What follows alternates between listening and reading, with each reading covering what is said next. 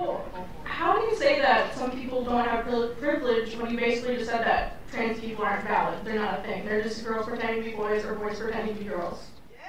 Okay. Like, okay. Oh, someone's excited. Okay. It's biological, but gender is a completely different thing. No, gender is not disconnected from sex. So. It's not completely disconnected, but it's still a cultural thing. It's still from society. It's okay. No, it is not in the mind. Okay. You're not a man if you think you're a man. And I didn't say pretending, or if I did, I shouldn't have said pretending. Let me amend. You said playing. Okay, I said a boy who thinks he's a girl. That's the usual phraseology I use. Not playing. I usually say a boy who thinks he's a girl or a girl who thinks he's a boy, which is technically what we're talking about here. As far as the actual psychological issues at play, it used to be called gender dysphoria or gender identity disorder. Now they call it gender dysphoria. The idea that sex or gender are malleable is not true. Okay, and I'm not denying your humanity if you're a transgender person. I am saying that you are not the sex to which you claim to be. You're still a human being, and you're a human being with an issue that I wish you Godspeed in dealing with in whatever way you see fit. But if you are going to dictate to me that I'm supposed to pretend that men are women and women are men, no. My answer is no. I'm not going to modify basic biology because it threatens your subjective sense of what you are. Okay, but you're still saying these kids should not be accepted because they don't really fit in either place? They can't just I'm saying that the Boy Scouts have a standard. You must be a biological boy to be a Boy Scout. You have to be a boy to be a Boy Scout. Where's that written, though? Okay. In the name Boy Scouts. Because this is a very because for all of human history, boy meant boy and girl meant girl. Boy did not mean girl. And if I call you a moose, are you suddenly a moose? Okay, if I redefine our terms. No, yes, that's right. Men and women are a completely different thing. This is true. Have you ever met a man or a woman? They're completely different. It's a completely different thing. You can't just say you're a cat. It's not a thing. It's genders. It's not saying you're. Okay, why is that? I don't understand. Why? Okay, let me ask you this. Okay, I won't ask you how old. I will ask you how old you are. Okay, because you're young enough that it's probably not insulting to ask you. So. I'm 22, so I'm probably young and naive, right? No. Why aren't you 60? Why aren't you 60? Because it. And why can't you identify as 60? What is the problem with you identifying as 60? It's not the same as gender. You can't just. You're right. Age is significantly less important than gender. You can't magically change your gender. You can't magically change your sex. You can't magically change your age. You can still legally change it. People recognize. You can't legally change your age, by the way. Obviously, you can change your name, you can change your sex, you can change your identity. Just because you can do things legally doesn't mean that they are correct biologically. You could do lots of things in the past that were incorrect biologically and correct legally. For a long period of time in the United States, sterilization of the mentally ill took place. That didn't make it okay. Skinner versus Oklahoma. Justice Oliver Wendell Holmes wrote the decision. Right. I still don't understand why you're accepting these children that are. It's not a matter of open-minded and accepting. I want them to get treatment that they see fit, but that's not involving me. The idea behind the transgender movement as a civil rights movement is the idea that all of their problems would just go away if I would pretend that they were the sex to which they claim membership. That's nonsense. The transgender suicide rate is 40%. It is 40%.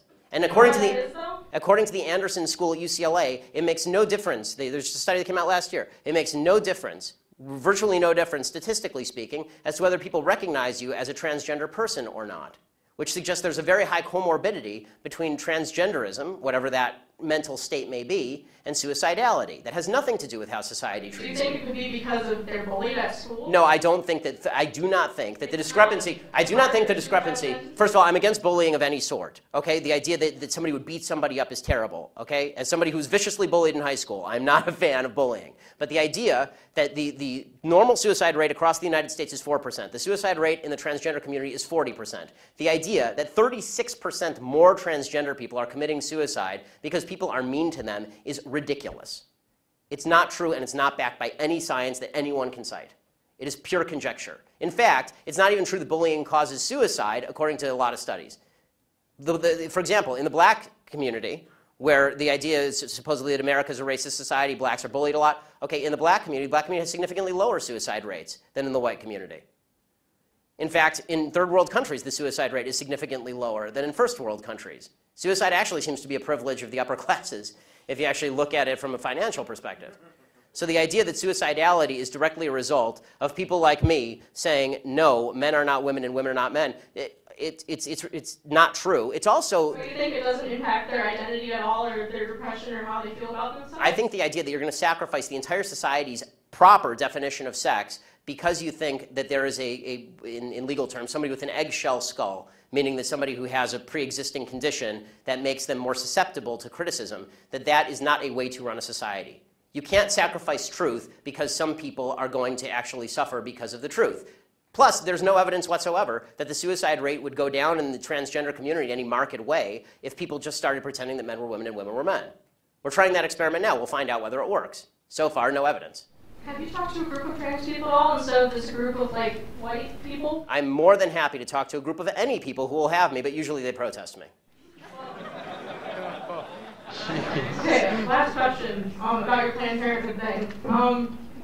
So why do you think it's not about controlling women's bodies and just about the separate life? Like, after the baby is born, how come when people don't care about them? They don't care where they end up in foster care, they don't care about the mother being poor? Like... Okay, I do care about the mother being poor, I do care about foster care. Okay, but why don't you advocate for that, though? Because Planned Parenthood is supposed to prevent abortions. Because, Planned Parenthood doesn't prevent abortions. They perform hundreds of thousands of abortions a year. They perform 300,000 abortions a year. They're the leading abortion bill in the United States. Evidence for that, though? That they perform 300,000 abortions a year from Planned Parenthood. That's my evidence. They don't dispute that. No one disputes that. Like birth control and cancer. I'm not anti-birth control.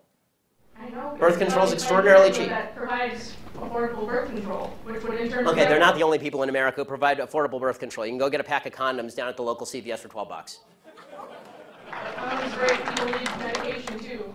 Yes, and it's true that most forms of birth control are also extraordinarily cheap on an annualized basis. Unless you have a severe problem, most birth control is very cheap and readily available. And I'm not against people going and getting that from Planned Parenthood. As you may have noticed, I'm mostly against abortion.